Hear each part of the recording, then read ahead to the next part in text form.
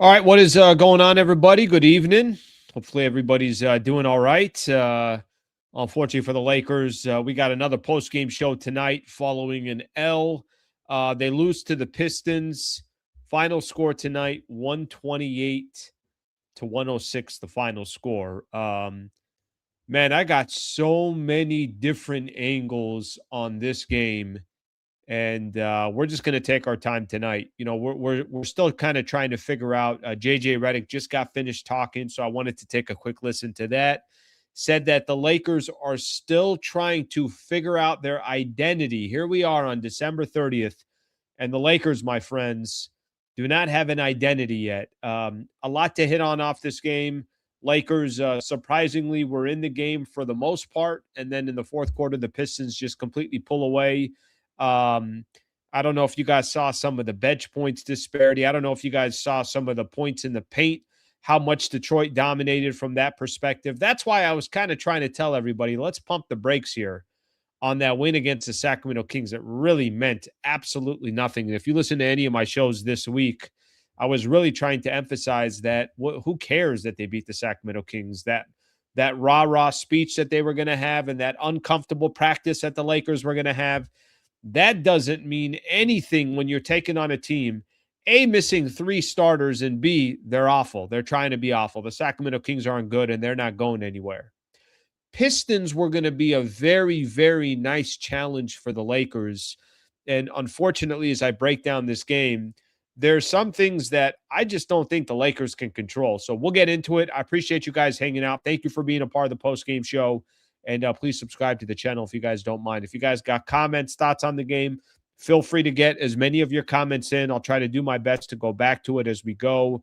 And we'll obviously hit on all that as we go through the post-game show. All right, let me just give you guys my initial thoughts on the game.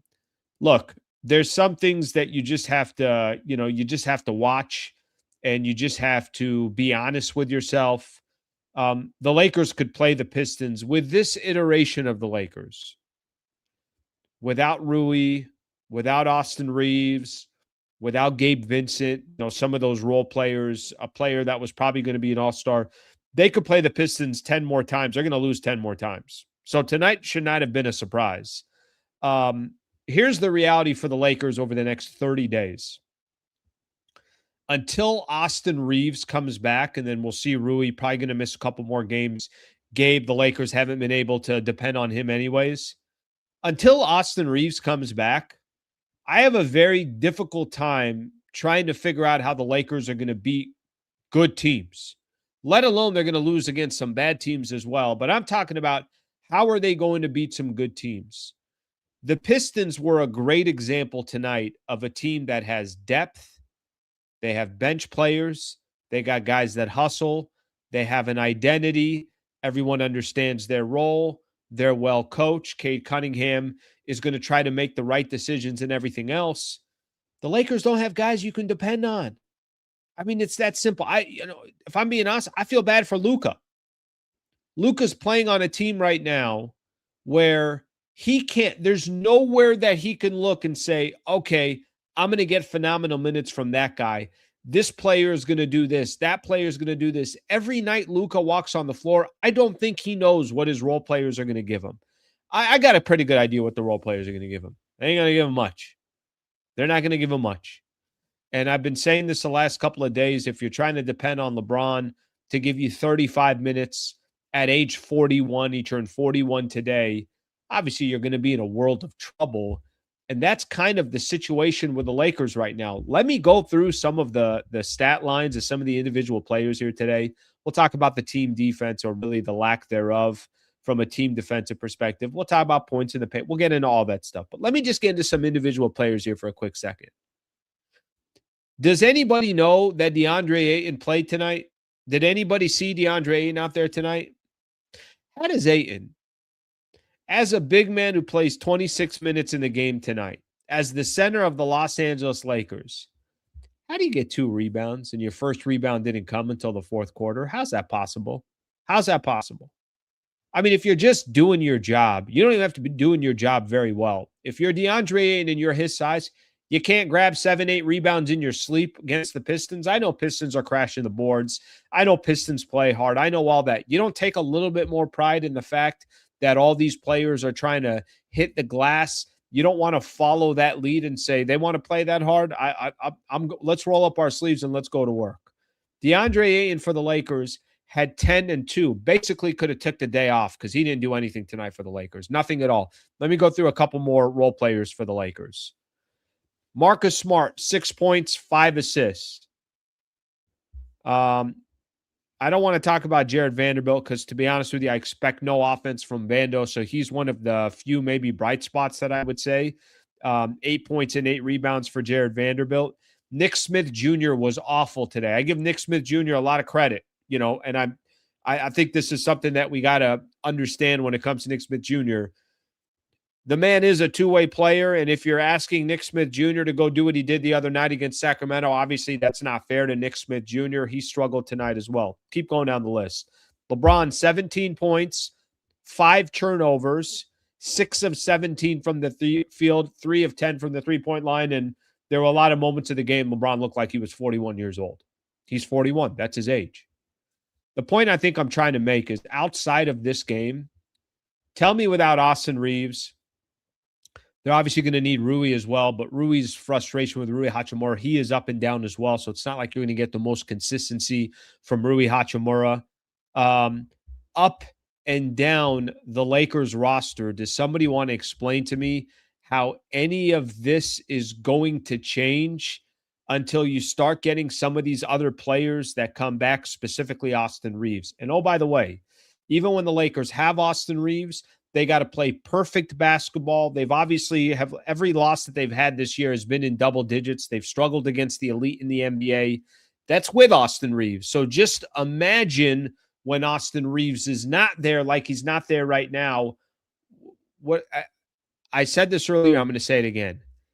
I feel bad for Luka that on a night in, night out basis, he's going to be walking into these games. Every team is going to have all their attention on Luka Doncic. And they're basically going to say, look, you're going to have to score. It's going to be tough shots, shot at the end, buckets at the end of the shot clock. There's just not enough talent on this Lakers team. That's just the reality of it. I hate to say it. I think games like Memphis you got coming up on Friday and Sunday, you can win games like that. Sure, you can win games like that. You're not beating the San Antonio Spurs, the Houston Rockets, the Oklahoma City Thunder, the Phoenix Suns with this roster, and Phoenix isn't even in the top 6 in the Western Conference. It's going to be tough sledding for the Lakers here for a little bit. And I see some comments out there, Al, with or without Austin Reeves, Lakers lose this game. You might be right. They may lose this game.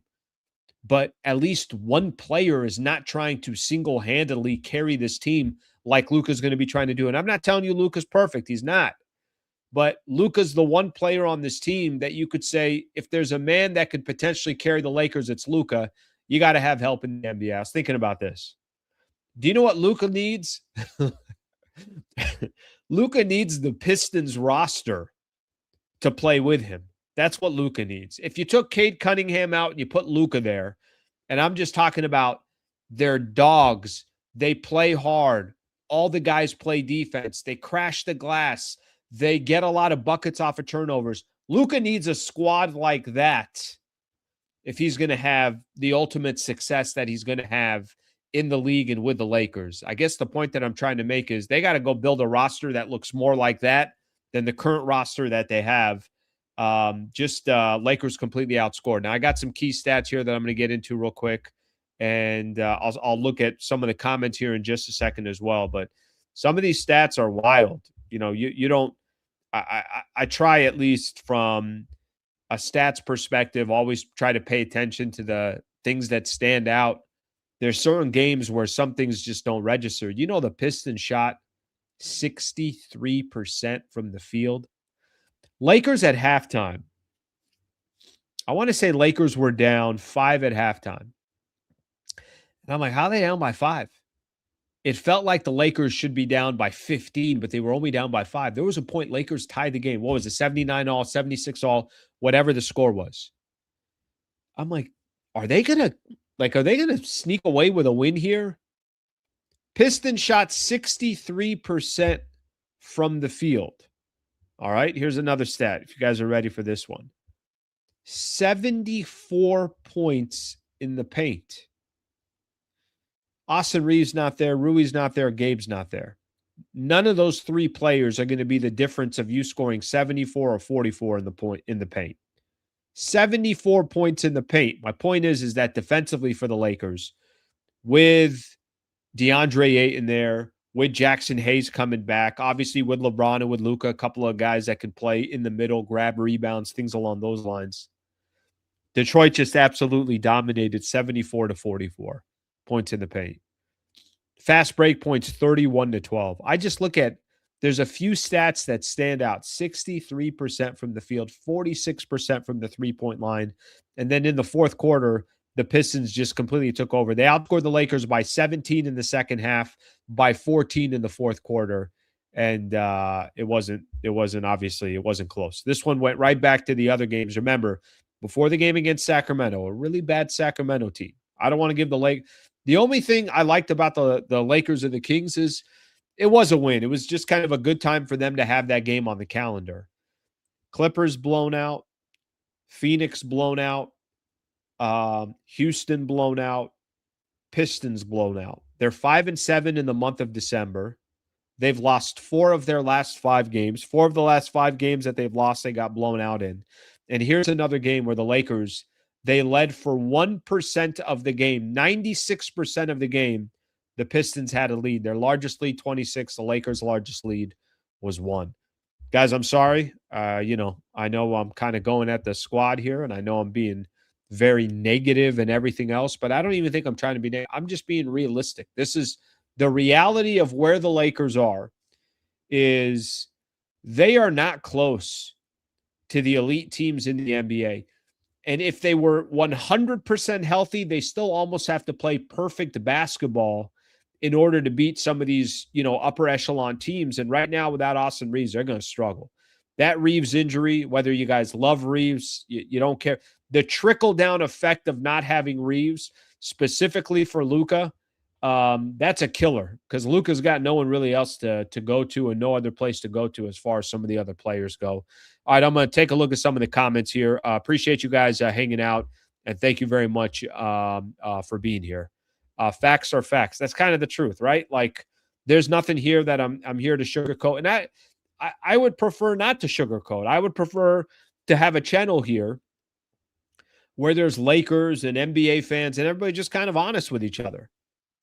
The difficult thing to swallow for me is you can lose and you can have a game where another team just dominates you. And frankly, I don't even really think it was an effort thing, to be honest with you. I think there were some other games where you were questioning the Lakers' effort. The only thing I don't like about the Lakers, when they do get punched in the chin, it's tough for them to throw some punches back. That's the part that frustrates me.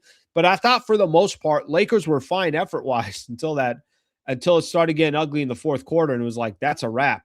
Turnovers, bad shots, shot clock violations, another turnover, Next thing you know, you look up at them like, they're down 18? They're down 25. How did they get down by this much? Well, go back and see the way the Lakers were playing in that fourth quarter. And I think there's also guys that are running out of gas. LeBron's not going to have the same motor that he had in the first quarter.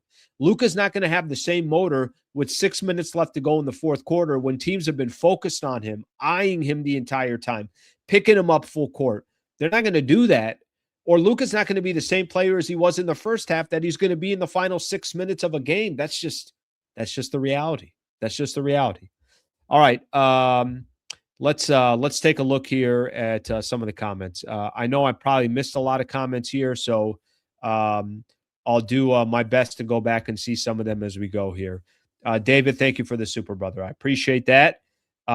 This Lakers team is miles and miles away from winning a championship. Listen, I don't know if they're miles away from winning a championship, but I said something earlier today that maybe people agree with, maybe they disagree with. I just don't think you can properly build around Luka with LeBron still on this team. I just don't think that you can do that. I think that once this year ends, and if that chapter closes on LeBron, this isn't even disrespect to LeBron. It's just the man is 41. What do you want the man to do? And I was talking about it earlier today.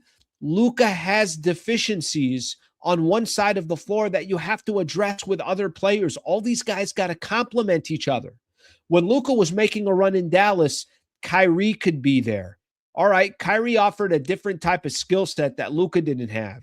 And then you had all these, and I wouldn't even say that's an ideal skill set. I don't think Kyrie and Luka is the greatest backcourt in the history of the NBA.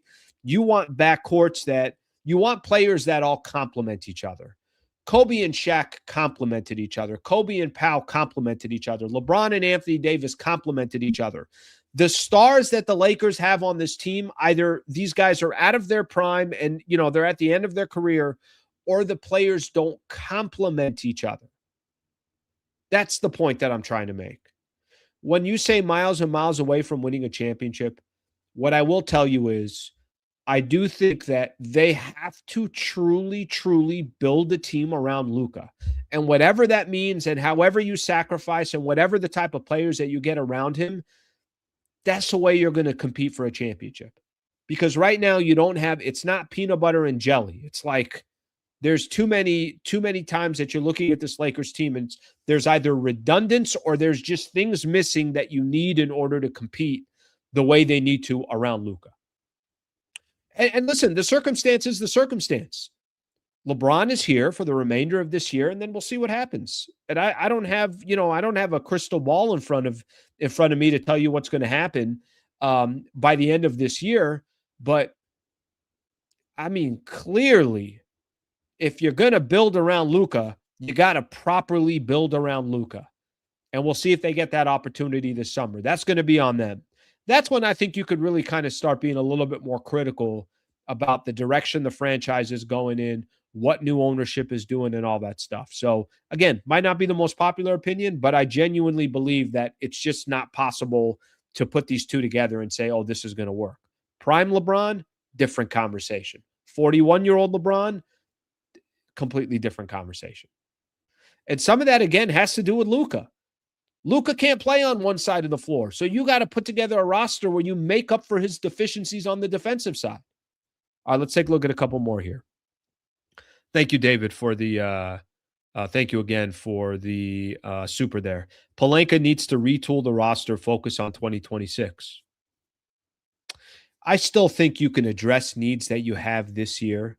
I still think Austin Reeves will eventually come back, and you can give teams, this team can give teams a headache, but they're going to need to make a trade at the trade deadline. That's not a trade just for, obviously this playoff run. Put it this way. They can't make a trade like they did last summer, or I'm sorry, last trade deadline, where they traded for Dorian Finney-Smith and then didn't keep him. Any trade they make, if you got a Dorian Finney-Smith type of player who's 26 years old, you got to be looking for a trade like that so you have that player for the next 2 to 3 years. I still think they could compete this year. I don't think they're going to win a championship. I think that part is very apparent unless something drastic happens at the trade deadline that changes the entire scope of what this team looks like. But currently constructed, I don't think anybody's really taking the Lakers seriously. Now, if you can get healthy, you can make a trade at the trade deadline that's not just for this season. It's for a big picture. This is a guy that's perfect with Luka for the next couple of years. That's a different conversation. Those are good trades to make anyways for the present or for the future. Obviously those are smart to make. If you're chasing your own tail just for this year, then yes, I think that's a bad idea. If you're trying to go all in this year and, you're taking a huge swing and you're hoping for a grand slam when there's only 2 on, well, that's idiotic. And I don't think the Lakers are going to do that. I think they will try to make moves that make sense at the deadline. But we got to be real about this roster too. It does not complement their superstar. It doesn't.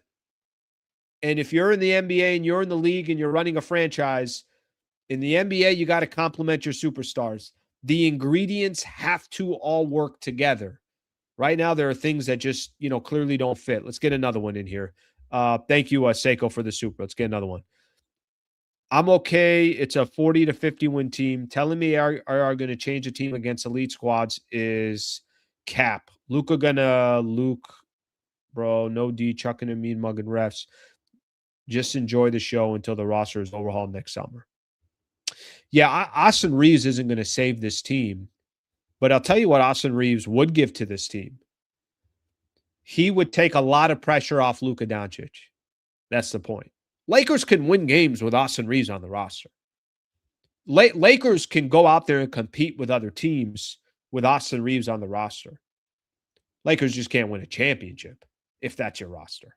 Lakers just can't make a deep run if that's your roster. Lakers can't beat healthy Denver, healthy Houston, healthy OKC if that's your roster.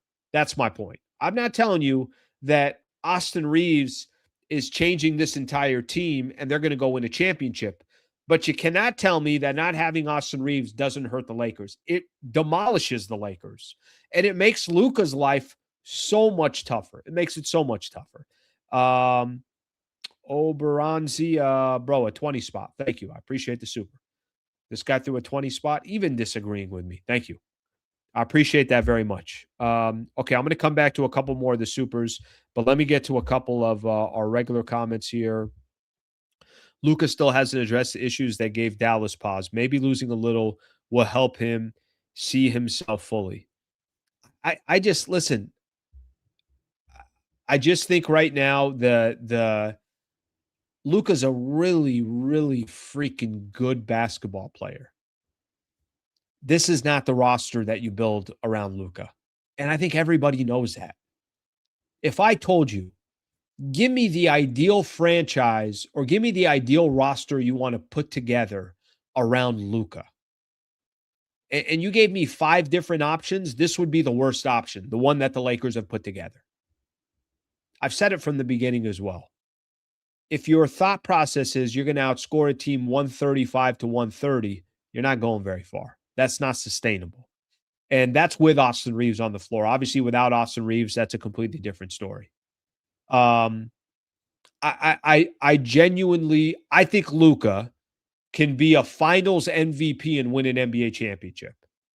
This roster is nowhere near where the Lakers would need to be in order for that to happen. But I do think you can build a roster that complements Luka, and I don't think it can happen. You guys just tell me how this is going to happen this year. I just don't see a path with where the money is distributed, how it's distributed, the age of LeBron at 41 years old, Austin Reeves, who doesn't complement Luka. I think there's a lot more question marks than answers. All right, let's see some here. Let's see what we got here. Luka is LeBron is the weakest link, and all teams will target him. Yeah, LeBron didn't look good tonight. LeBron didn't look good at all tonight. And I think where he was at his worst was later in the game, which makes all the sense in the world. LeBron's not going to be his freshest with 12 minutes left to go in the game. You're probably going to get the best version of LeBron in the first half, and then all of a sudden, there's going to be defensive lapses. There's going to be tired legs, so shots are not falling. I think all that kind of comes with it as well. This is a good comment here. Slee, in the end, it's basketball. 20 turnovers, no rebounds. And unfortunately, it is basketball. And I keep seeing the same personnel tell me the same thing every single time. I keep seeing, certain players and individuals tell me that I can't give you anything consistent. That the role players and the bench players, everybody keeps saying it is basketball. You're right about that. And it's also the same basketball players that we're throwing out there that's getting out rebounded or throwing the 20 turnovers. Now, I know Luka and LeBron typically have most of the turnovers, or when AR was in, AR would typically have a lot of turnovers as well. All right, let's see what else. This team is trash. I have no idea why Rob Pelinka is still Lakers GM. It is unbelievable. Gabe still with the team is nonsense. Yeah, this is, I'll say this, and I talked a little bit about this. I did a show this morning. Trevor Lane was on the show, and I talked a little bit about the front office and new ownership. We're getting close to the time where now you want to kind of start feeling their fingerprints. And I think you're going to get a chance to see it at the trade deadline. And then, of course, you're going to get a chance to see it in the summer. And I was telling Trevor that the next news that I want to hear about new ownership is that they went out there and they got some unbelievable scouts that most of these people in the NBA are saying, oh, damn, Lakers got that guy. That guy was with the Spurs, or that guy was with the Thunder, or I'm just making up names, right? Or the Lakers went out there and they hired a general manager. So now it's Rob Pelinka as president of basketball operations, and it's a general manager right next to him that's very reputable in the NBA, and just get another basketball mind in there. I'm waiting for that from new ownership. I think that's the news that I want to hear. I don't want to just hear about players they're targeting, free agency, NBA trade deadline. You could spend as much money as you want in the front office. You got all the money in the world. You just paid $10 billion for the Lakers. I'm waiting for ownership to kind of start putting their hands into the infrastructure of the Lakers. That's me personally. And I think that would be where I think most of the change can obviously come from. So, and that's not me saying fire this guy, get rid of this guy. No, I'm saying let's get as many basketball minds as you possibly can in that front office. All right. I'm going to take a look at some more of these comments here in just a second. I know, listen, this is what happens. You got a game where the Lakers lose. Everybody wants to chime in. And I appreciate all you guys being here. Also appreciate Brad Wallace and the Wallace firm, injury attorneys representing anybody in the state of California. Let me make this very simple. We got a website, a URL that we created, wallacewins.com/Sliwa. wallacewins.com/Sliwa. Serious injury, wrongful death case. He's given me specific examples where he goes into a courtroom. The insurance companies are all trying to settle. They know if Brad Wallace is involved and the Wallace firm is involved, you got the best in the business. Again, he could represent anybody in the state of California. Just go to the website and just ask. Use him as a resource. Hey, Brad, I know you advertised with Al on Hoops Talk. Can you guide me? What do you think I should do in this situation or that? I've had people hit me up on Instagram. He's had people reach out from the channel. I'd love to hear that. I love that you guys support, obviously our partners, wallacewins.com/Sliwa. All right, let's take a look at more of the comments here, and we'll keep rolling. I know, guys. I'm on a little bit of a rant today, but, there's a comment here. That's really cool. When you guys actually put in the comments, when you guys actually talk about the partners and give them love, you guys know how cool that is? That's phenomenal. I appreciate that. I'm sure they do as well. Luka never winning a championship. He had a perfect roster for him in Dallas. Who's he going to get better than Kyrie when LeBron is gone? Well, the guy's 26 years old. He just came to the Los Angeles Lakers, a franchise that basically has been shitting out championships for their entire franchise history. 17's a lot of championships. And they got an ownership group that's coming in that the bar is pretty simple. Yeah, we're here to win chips. And I'm not telling you it's going to happen. I'm not telling you it's guaranteed. Maybe we're sitting here in 10 years from now and Luka never won an NBA championship. But to just write off like that's not something that's possible, that seems a little ludicrous to me. Now, if you want to say, is it possible this year? Yeah, I don't feel very good about this season. I don't feel very good about this season. All right, let's see what we got here. The sink is going to ship very fast. I was telling you guys that at this point, basically what you got to hope for is they can just keep their head above water. That's what you want to do. You got to keep your head above water. Not athletic enough. Don't shoot three wells. Too old. The trifecta right there. Sad but true. Where was Ayton tonight? Somebody help me out with DeAndre Ayton. This is really the opportunity for DeAndre Ayton. It's not when Austin Reeves is there and Luka's cooking and LeBron's having a good game and there's these other players all doing well and Ayton can give you that, 14-8, 20-7. Okay, he can get that because there's a lot of attention going to other players as well. This is when the Lakers need DeAndre Ayton. They need him in a game. They need him in this stretch over the next 30 days. They need a big man that can take control of the paint. And listen, maybe we could just simplify this. Maybe it's just not him. And that's just a easier way to put it. And we could all just kind of move on from, that maybe vision that you might have in your head. What Lakers need from DeAndre Ayton is in a game like tonight, where the Pistons are going to come in and crash the glass. They're going to be ultra aggressive. The Lakers don't have many scoring options to go to. There's going to be extra attention on Luka. That's when they need Ayton. Well, this was his opportunity. Instead, he had 2 rebounds, and the Pistons scored 74 points in the paint and just completely dominated the Lakers in the interior, and Ayton was literally nowhere to be found. That was a really, really disappointing night for Ayton tonight, from my perspective of getting a chance to see Ayton and seeing how much they need from him. That one was tough to swallow. Let's see what we got here. Ayton is not that dude. Been talking, and listen, nobody really expected Ayton to come out and be Akeem Olajuwon. Nobody really thought that was going to be the case. But just hold your own. If you're DeAndre Ayton, how about this? How about just get your averages tonight? And they need more than his averages tonight. What's Ayton averaging? Let's see what Ayton's averaging on a night in, night out basis. I want to see this real quick. Ayton tonight gave you 10 points and 2 rebounds. I'm going to be very blunt here. That's a pathetic stat line from DeAndre Ayton. That's a really, really bad stat line. If Ayton just gave his numbers on the season, 15 points, 8.8 rebounds. If you told me Ayton gave me 15 and 8 tonight, then I'm going to have less of a conversation about him. 10 and 2 when you got 2 other starters missing. You got LeBron that, you go watch LeBron in the second half. That was not good basketball by LeBron by any stretch of the imagination by Braun. They need Ayton. Luka needs Ayton.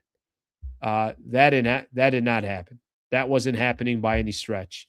Ayton has done this everywhere he's been. Guys, again, I'm not asking Ayton to go be the best center in the NBA. Nobody's saying go be Jokic. Nobody's saying you can't give 15 and 8. 15 and 8. That's your average. Just give the Lakers your average. He couldn't even do that. We need there's a lot of truth in this. We need a real center, a real coach. Trade AR and the others for defensive-minded athletic players that can shoot threes and can run the floor. We need a real center, that part is very true.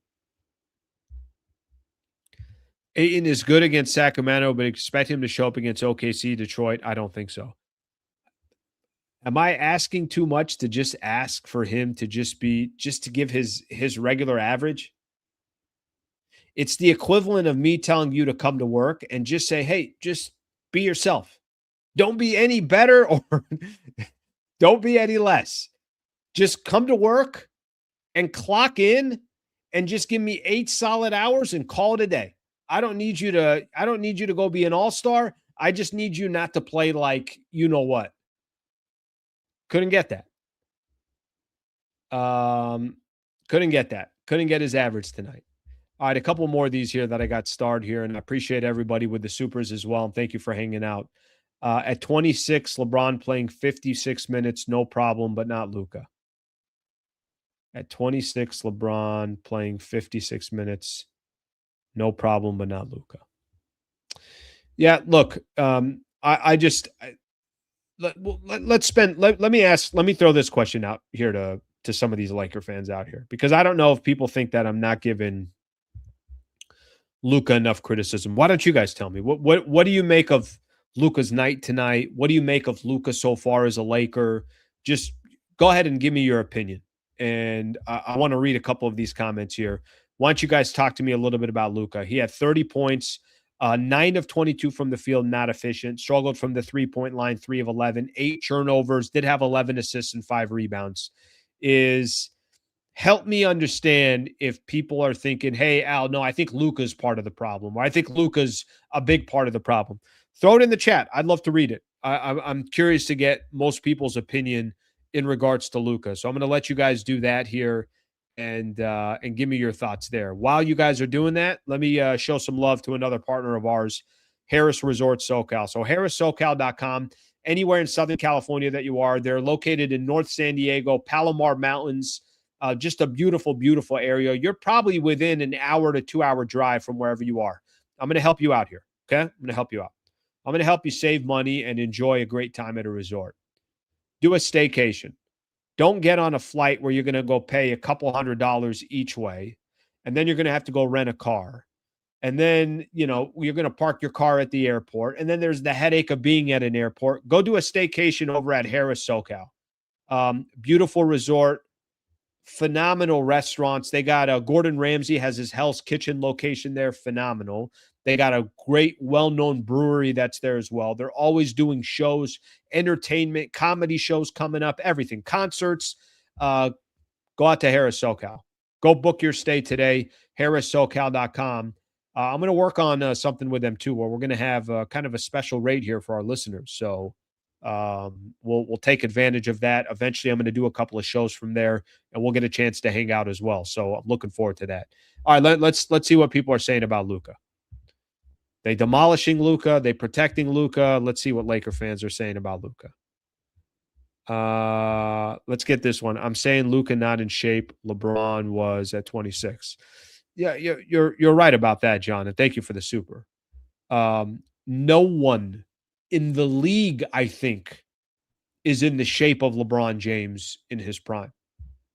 I mean, I'm trying to think here. What are the guys that you're like, was that made in a lab? That's LeBron in his prime. That's still LeBron, frankly, from 35 to 40, LeBron has been like that as well. Yeah, let's just say this. Luka's never going to be known for his body. Is that safe to say? He's never going to be known for his body. And there's certain players that's not going to be their strength, and I wish it was otherwise. Shaq was probably never going to be known for his body. That's not a good example because Shaq in his young age was so dominant that A, it didn't matter, and B, when the money was on the line, Shaq was arguably the best player in the league. All right, let's see some of the comments here coming in on Luka. Let's see what we got here. Put the score back up here. Read some of your comments. Luka needs proper help, period. He got nothing around him right now, I'll tell you that. And nothing that complements him right now. Luka needs to change his approach on early game offense. He's trying too hard too early. I don't got a problem with that. I do think the less talent that you have, like the Lakers do have, and it's all kind of more riding on one player, the more that ball's got to move. I still think let me give you guys the blueprint how Lakers are going to win games without Austin Reeves, without Rui, without a couple of these other guys. Okay. And by the way, I think they need to do this even when they have those players, but I'll give you what the blueprint would be. They need Ayton with 15 and 10. They need Rui Hachimura with 12 to 14 points. They need Marcus Smart with 12 to 14. They need their bench to be not one of the worst benches in the NBA. They need Jake LaRavia to give them 15 points. They need LeBron to give them 20. There's got to be this balance up and down the roster for the Lakers if they're going to compete with some of these teams. If they're just going to win, if you're just depending on one dude to do it, ain't happening. So I think this is actually a good suggestion. I think this is also on JJ Redick. You don't need Luka to go off for 20 in the first quarter or 15 in the first quarter. What's more important, you also don't need Luka to score 40. What's more important is that there are a number of guys that are contributing that all kind of feel like they're a part of it. And especially right now because you're depending so much on one guy. Do you know how easy it was for the Pistons to guard the Lakers?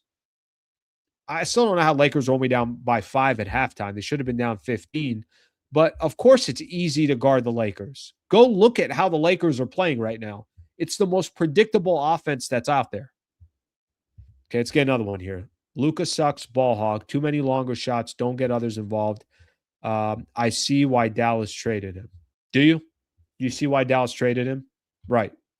So they should have traded him for Anthony Davis, who's back on the market. Don't do the comparison with Dallas. It's still going to go down as one of the dumbest trades in NBA history. We'll see how it pans out. But I think you were good to say Luka hogs the ball too much, takes too many shots from deep, needs to get others involved. You could have just said that, and then you would have had some valid points there. Let's see what else we have here. Luka's amazing, but when the moment his shot is off, he becomes a liability on both sides. Yeah, I'm not too worried about the green light. I do think there are times where he can get everybody else involved. I do think there's some opportunities more for that. All right, let's take a look at a couple more here, and then we're going to we'll keep moving on. I want to preview the next game Lakers got coming up. By the way, guys, show coming up tomorrow, 8 a.m. I'm not planning on doing a show Thursday, Friday. I'll do a post game show. So just to give you guys an idea here, the next couple of days. Disagree. I have always said the Mavs made the right move trading Luka. Brother, I don't know what to tell you, but I don't think you want to. I don't think you want to grab onto that rope right there. If you wanted to trade Luka Doncic, open it up to every team out there in the NBA and get the best offer. Don't take an injury-prone 32-year-old. Go get Ant. Go get Jaylen Brown in a package. There's other players that you can go out and get that are at the right age that you can build around and go try to put together the roster that you're trying to get. The problem, if the Dallas Mavericks did not believe in Luka Doncic, that's fine. The bigger problem was who they traded him to and what they got back in return. There's a lot that goes into that trade, and there's a lot that will be remembered, and the biggest part of it will be remembered, other than the fact that they traded a top 5 player in the NBA that you don't trade top 5 players in the league. But other than all that, go open it up to the rest of the league so you can go get a better offer. And oh, by the way, the Mavs are already trying to potentially trade Anthony Davis, but the problem is they don't think they can get what they need for him to justify trading him. All right. I'll come back to some of the comments here in just a second. Next game for the Lakers, Friday at 7:30. Lakers host the Grizzlies. All right. So basically, I'll give you guys a quick idea. The Grizzlies now sit at 15-18. They lost earlier today in overtime, 139-106. So the Lakers got a couple of games that, they'll have a chance to win. Memphis, 3 games below 500. Still obviously have talent. I mean, nobody's going to kind of deny the fact that they don't have good individual players. I mean, I don't know what the hell happened to Ja Morant, but he dropped 40 tonight. So maybe he's getting back into the groove. Jaren Jackson Jr., a talented player. They got a couple of guys. So they got some guys on that team, but these are very winnable games against the Memphis Grizzlies. So that's the next game that the Lakers got. It's not until Friday. I'll do a post-game show on Friday as well. So just kind of a late one there on Friday night, something to keep in mind.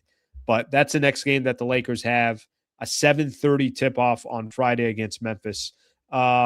Standings after this Lakers loss, to give everyone an idea of where the Lakers are sitting now. So they are 20-11, 5-5. What are they now? 5-5 in their last 10, but I think 5-7 in the month of December. They're at the number 5 spot, and they are just percentage points ahead of the Minnesota Timberwolves. And then also a game and a half in front of the Phoenix Suns at the number 7 spot. But everybody's just kind of Denver. They're a game and a half behind Denver, who's at the number 3 spot. The problem with the Lakers, it's just going to be tough to win games right now. That's the biggest issue. Bigger than anything else right now, it's the fact that they're struggling, and I don't know how much better it's going to get here over, obviously the next 30 days or so.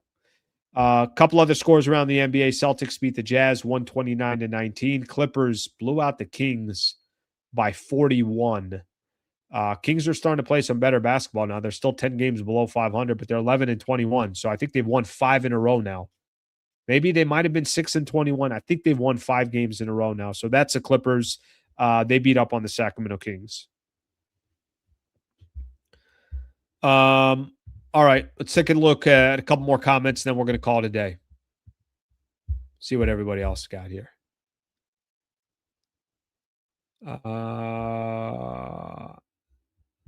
Slee can't beat anyone without coaching identity and defense. Yeah, listen, I listened to JJ. JJ said he still doesn't know the identity of the Lakers. That says a lot right there. And I think what he was trying to refer to is all the injuries and everything else. Even if the Lakers were completely healthy, they're going to still have a lot of struggles that they have. But to not know what your team's identity is, if I'm JJ Redick, I'm lying about what my identity is. I'm saying, of course, we know what our identity is. Of course, we do. We just didn't play well tonight. And next game, we're going to come back and we're going to play a lot tougher, and we'll continue to roll up our sleeves and go to work. I would have lied. I don't think I would have said we don't have an identity. You should have an identity by December 30th. All right, let's see what else we got here. The way we're playing, we may lose the next 5. Don't sleep on my Suns. Suns need a trade. If Suns are going to be a real team to be, in contention, they need a trade. And they need to go get, some more talent, however they can do it. I don't know if they probably don't have the flexibility of doing it, but I think they can be a headache in the first round, but they're not going to win in the first round against Houston or Denver or go down the list of some of these other teams. They need, I don't know, if they played Minnesota, maybe that's a good matchup for them. And that's a good first round matchup. But those two, I don't think those teams are going to get 4 or 5 unless Denver just keeps falling back because of their injuries. They're going to have 4 players that are 4 starters that are going to be out for a little bit. That's Denver right now. So Denver's going to move back.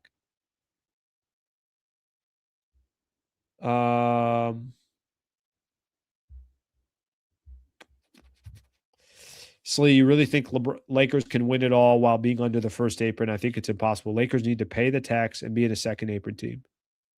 Here's what I think the Lakers need.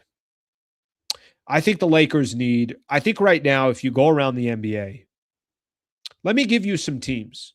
The Pistons is a good example. Detroit has players that maybe we didn't know a year ago, and they're just cropping these hard workers. The Boston Celtics are 20-12 without a top 6 player in the NBA in Jason Tatum. They're 20-12. You know how they do that? They're cropping players. They got an identity. They play really hard. Everybody has a role. If the coach doesn't like the way you're playing, your ass is sitting on the bench. What the Lakers need is they need to identify players that fit the system, fit the coaching staff, complement the stars, and really just kind of start creating from within. What I don't want to hear this is the one thing that I think has been part of the problem with Lakers. They want a Hail Mary to save the Lakers. I don't think new ownership's going to look for a Hail Mary. I think new ownership's going to say, all right, well, what are we missing? How do we dot our I's? How do we cross our T's? How do we make sure we have the best in the business when it comes to the front office? And, we'll obviously wait to see what happens there. Don't discredit Anthony Davis. No one's discrediting AD, but he's hurt again. Anthony Davis is a champion. He's one of the best two-way players in the NBA. He's hurt again. He's always hurt. He's not available. So I don't think I'm discrediting Anthony Davis. I loved AD when he was a Laker. He was also frustrating. And there's a lot that comes with Anthony Davis. Unfortunately, the worst part for Anthony Davis is he's not available. All right, what do we think? We done?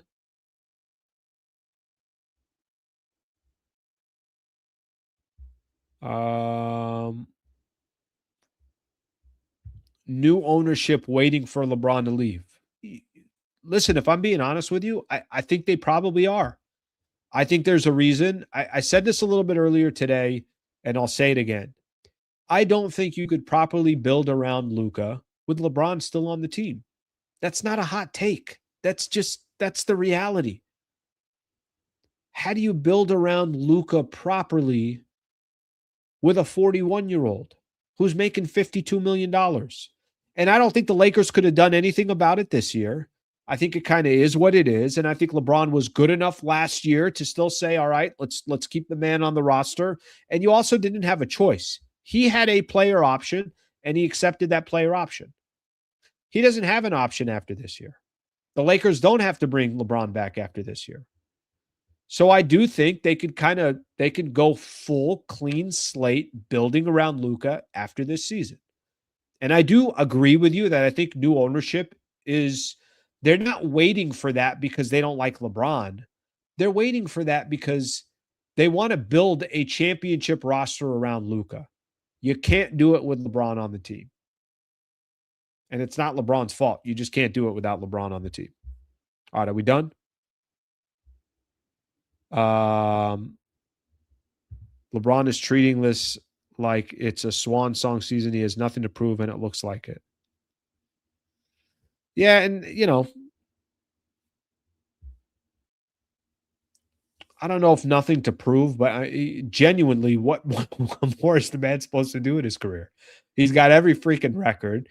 He's won championships with 3 different organizations. He helped turn the Lakers around. What more is he supposed to do? He's 41, guys. I'm going to keep saying this. It's going to get annoying. Nobody's ever played 23 years in the NBA. So not really much left to do from that perspective. All right, my people. Thank you very much for being here. I appreciate you guys being a part of the show. That was fun.